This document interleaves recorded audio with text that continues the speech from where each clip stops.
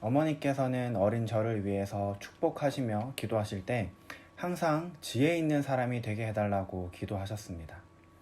그럴 때마다 저는 어머니에게 엄마, 지혜 말고 지식 있는 사람이 똑똑한 사람 아이가? 나는 지식 있는 사람이 되고 싶으니까 지혜 말고 지식 있게 해달라고 기도해줘 라고 말씀드리곤 했어요. 하지만 어머니는 항상 지혜 있는 사람이 되게 해달라고 하셨죠. 우스갯소리지만 한 번은 어머니에게 이렇게 말씀을 드렸습니다. 엄마, 그때 엄마가 지혜 있는 사람이 되게 해달라고 기도하셔서 나랑 결혼하는 사람 이름이 지혜인 것 같아요.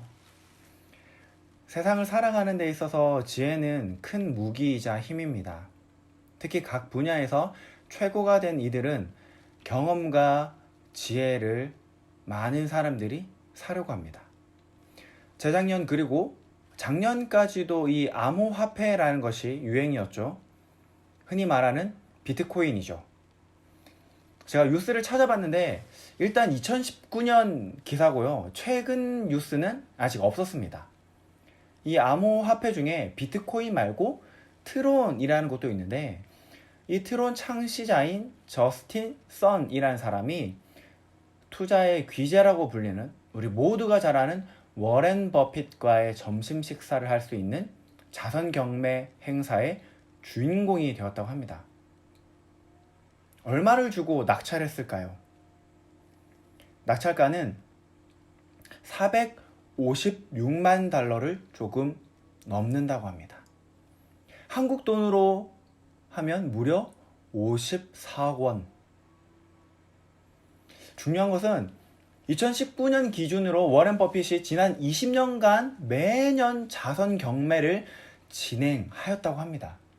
그렇다면 얼마나 많은 사람들이 정말 바다의 모래알과 같이 셀 수 없는 많은 돈을 투자했을까요? 왜 그들은 그토록 많은 돈을 투자했고 또 왜 그토록 많은 사람들이 경매에 참여하였을까요? 바로 워렌 버핏이 가지고 있는 지혜를 사기 위해서. 내가 갖지 못한 지혜를 구하는 것은 현명합니다. 돈이 정말 많은 사람들은 이런 방법을 이용해서 돈을 살 수도 있고요. 또 많은 돈이 없는 사람들은 책을 통해서도 지혜를 살 수가 있습니다. 그뿐만 아니라 TV 매체의 강연이나 유튜브를 통해서도 우리는 지혜를 구할 수 있습니다. 지혜를 구하는 것은 아주 좋은 일입니다. 하지만 만약 우리의 인생을 우리의 이 지혜, 사람의 지혜에 맡긴다면 어떻게 될까요? 암호화폐, 이 비트코인의 열풍이 전 세계에 불어닥쳤습니다. 정말 휘몰아쳤어요. 그리고 이 저스틴 선은 워렌 버핏의 지혜를 통해서 더 많은 부를 쌓고자 하였고 자신의 인생을 더욱더 안전하고 넘볼 수 없는 삶으로 만들고 싶었습니다. 하지만 광풍처럼 불었던 암호화폐 열풍은 사그라졌죠. 아합은 자신의 목숨을 지키기 위해서 나름 잔재주를 하나님 입장에서 생각한다면 잔재주겠죠. 이 잔재주를 부립니다. 잔재주를 부리면서 이렇게 생각했겠죠. 나는 참 지혜로운 왕인 것 같아. 이렇게 해서 결국 나는 살고 여호사밧은 죽겠지. 아합이 생각한 지혜는 유다 왕 여호사밧은 이스라엘 왕의 왕복을 입고 자신은 왕복이 아닌 다른 의복을 입는 것이었습니다. 나름 나쁘지 않은 방법인 것 같죠. 사실 기록들을 찾아보면 우리나라만 하더라도 왕들이 민심을 살피기 위해서 다른 의복을 입고 장터를 돌아다니거나 혹은 어떤 위기에서 전쟁의 위기에서 벗어나기 위해서 아합이 쓴 방법처럼 신하의 옷을 입고 도망을 가거나 그 위기에서 벗어난 적도 있으니까요. 하지만 문제는 아합은 자신의 지혜를 통해서 전쟁에서의 승리뿐만 아니라 유다 왕의 죽음도 계획하고 있었어요. 자신의 지혜만이 자신의 삶을 보장해주고 그리고 자신의 왕권을 더욱더 튼튼하게 보장해준다고 생각했죠. 하지만 이런 지혜에도 불구하고 아합은 죽습니다. 한 사람이 무심코 당긴 활에 의해서요. 무심코 당긴 활. 누가 활을 당겼는지는 모르지만 의도하지 않는 죽음이었어요. 물론 아합의 계획에도 없는 죽음이었습니다. 아합은 전쟁에서 자신의 지혜로 자신의 목숨을 보전하기 원했어요. 하지만 이 인간의 얄팍한 지혜는 하나님 앞에서 무너졌습니다. 주일 본문인 18장 16절에서 선지자 미가야는 이렇게 예언합니다.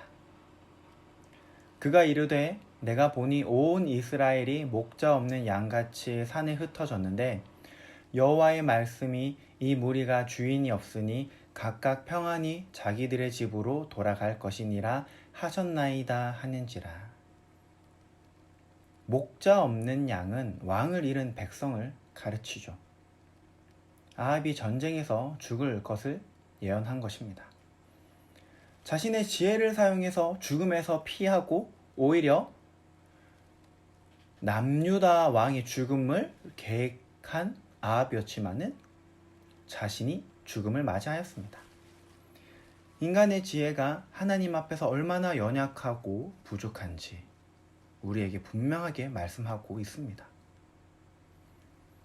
우리 또한 우리의 지혜를 의지합니다. 스스로가 지혜 있다고 생각하죠.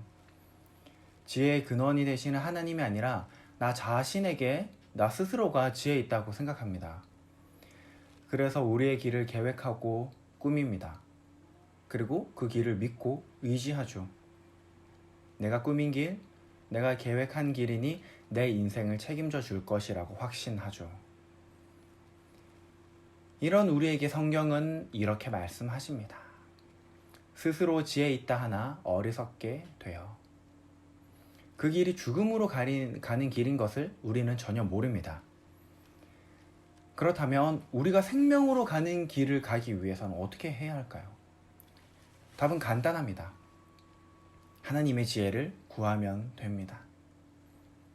인생을 놓고 고민할 때 이 문제를 나의 방법, 나의 경험, 세상의 방법들을 이용하는 것이 아니라 하나님의 방법, 하나님의 손에 맡기면 됩니다.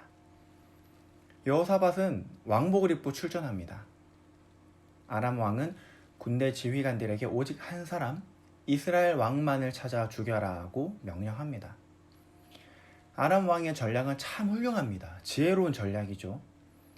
전쟁 중에 지휘관을 죽여도 전쟁의 승기를 잡을 수 있고 또 해당 군의 사기를 낮출 수 있는데 왕을 찾아서 죽인다. 전쟁을 더 효율적으로 보다 빨리 끝낼 수 있겠죠. 그리고 더 생각한다면 왕을 잃은 나라는 더 이상 힘이 없으니 정복하기도 훨씬 쉽습니다. 여호사밧은 피할 수 있는 방법이 없었습니다. 아람 군대 지휘관들은 눈에 불을 켜고 왕을 찾고 있었으니까요. 그리고 결국 아람 군 지휘관들은 여호사밧을 찾았고 죽이려고 하였습니다. 이 위기에서 여호사밧이 한 것은 소리를 지른 것이 전부였습니다. 자신이 이스라엘 왕이 아닌 것을 여러 방법들을 통해서 드러내지도 않았고 또 전략을 통해서 이 위기를 벗어나지도 않았습니다. 그가 한 것은 소리를 지르는 것이 전부였죠. 이 소리를 지르다라는 것은 하나님께 도움을 청하는 부르짖음으로 자주 사용된 단어입니다. 그리고 이어서 하나님께서 도우셨다라는 것을 통해서 우리는 이 짧은 순간의 이 외침이 기도라는 것을 알 수 있습니다. 여호사밧이 죽음의 위기에서 벗어나고자 한 것은 하나님의 도우심을 구한 것입니다. 인간의 지혜, 인간의 계략, 전략으로 도무지 벗어날 수 없는 이 상황에서 유일한 출구는 오직 하나님의 도우심 뿐이었던 거죠.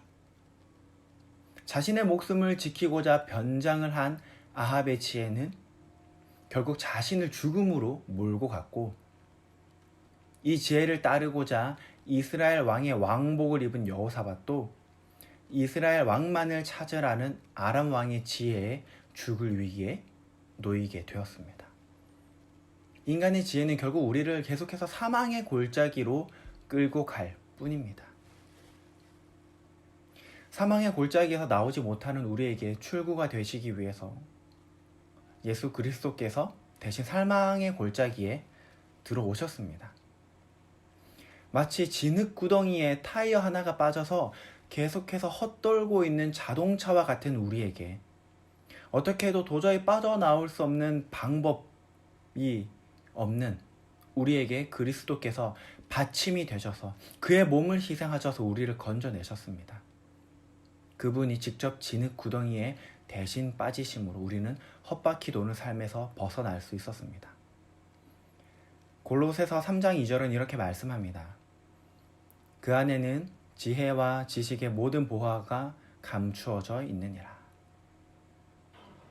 사망의 진흙구덩이에서 계속 바퀴를 헛돌게 하는 인간의 지혜에서 벗어나 그리스도 안에 있는 지혜와 지식의 모든 보화를 구하세요. 그리스도 안에 나타난 하나님의 능력과 지혜가 우리의 삶을 인도하실 것입니다.